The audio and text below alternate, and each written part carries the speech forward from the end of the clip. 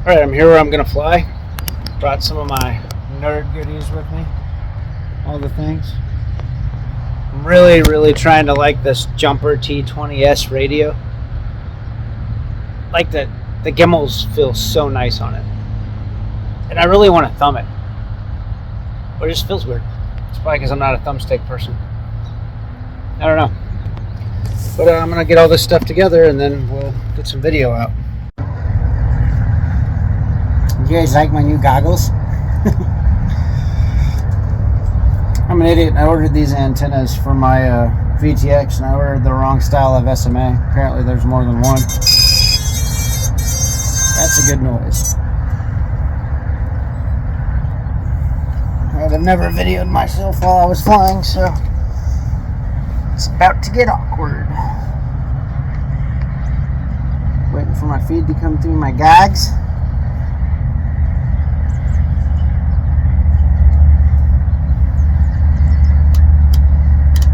And nothing's happening. Oh, I'm chewing up something, actually. I'm going to... What is it? Is it this one? Nope. Power mode is max. Okay. This is the 1 watt. Sorry, this is the 1 watt HD0 Freestyle version 2. Whoa, I almost bit it there.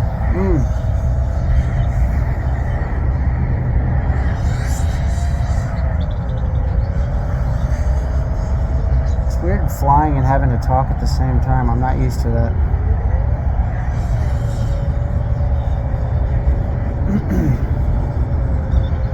The weird thing with HD0, in my opinion, is maybe it's the camera, right? So I'm using the Micro V3. So this is the 60 FPS.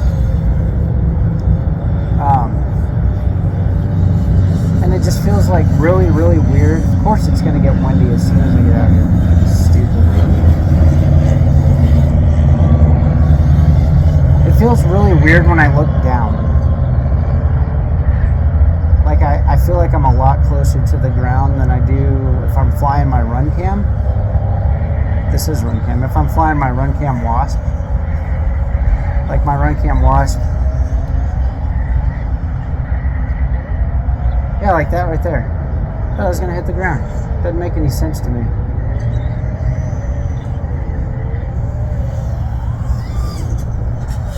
And that right there. It's like I'm inches off the ground when I'm flying. I'm sure it makes me look like I don't know what I'm doing, which I don't, but I feel like I know a little bit more than what I look like sometimes. I don't know. I don't know what that was, but it was fun. I'm going to do that again.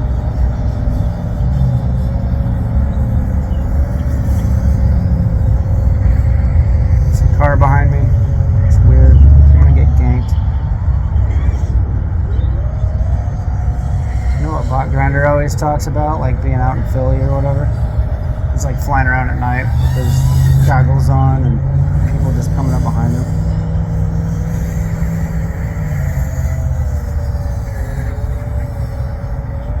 So I think I just made an interesting observation. I've added a little bit of expo. I switched back to actual rates instead of beta flight rates. And I added some actual expo. I went to 0.60. And I'm not noticing as much camera shake while I'm flying. My right thumb is doing something weird.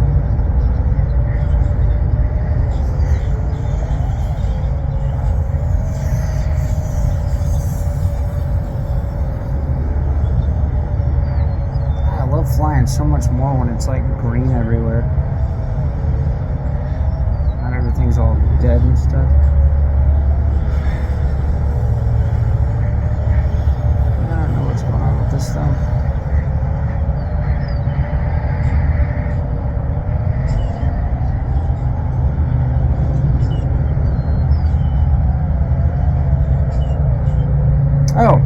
Nazgul guys out there. Don't know if you know it or not. This is a Nazgul5 V3. Ooh, that was close. I was watching a YouTube video, you know, like I do, because it's better than TV usually. What if I can fit through here? Sure. And this guy was working on Nazgul. I think it was a V2 maybe. I don't know what he was doing. But I noticed that he didn't have a capacitor on his build. And me having a Nazgul5 V3, I've had that thing apart more than, I don't know, more than any other quad I've worked on. I've had the full stack out, had arms off the frame, you know, I pretty much rebuilt it, I guess. So I took mine apart and I never realized, you know, that I too, there's me, there's little Drone Me. Hey Drone Me, what's up Drone Me? Looking kind of yellow. Bye! Anyway, I didn't have a cap on mine. So amongst watching a bunch of Bardwell's videos and a bunch of other drone guys' videos, I was like, wonder if that would make a difference, because you know everybody says that this VTX is pretty power hungry. So I went on Amazon and I ordered I believe I got Samsung's. Yeah, I got 35 volt Samsung 1000 microfarad caps, and I got like a buttload of them for like $6. So I was like, why not?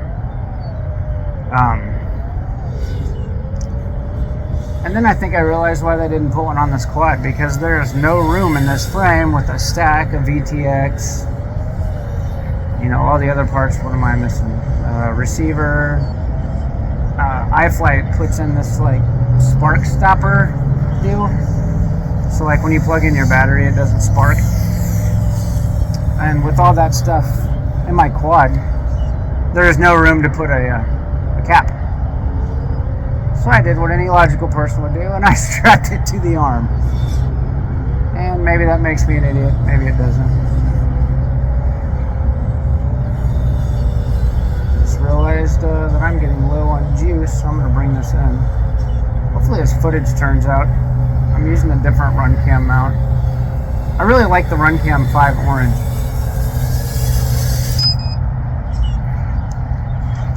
Oh, it's so bright out here. Oh, when did you get here?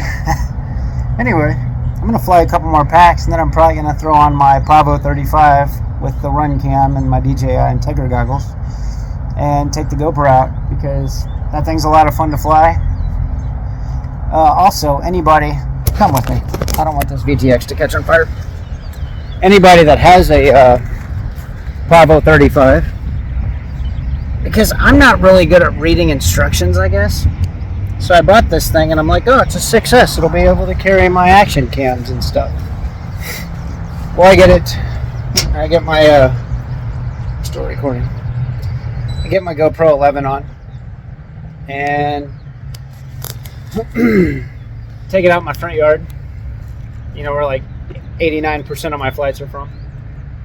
And I kick the motors on. And I just barely give it a little bit of juice. And that thing goes full send with my GoPro on it. And I'm like, where's it going? And then it, you know, ends up, and luckily it was really tall grass. It ends up in this really tall grass, like the next lot over. But the point is, you have to switch to Profile 2 if you're carrying a GoPro on a Pavo 35 6S. And once you switch to Profile 2, it flies like a whole new quad whenever you got an action cam on it. But anyway, it's got like the best throttle response on it, the factory tune on it. It's amazing. So I'm going to put away my stuff and get out a new quad, and I'll see you guys in a little bit. There's a plane back there. Bye! Alright, so this is my after the video, and I realized two things. The first thing was,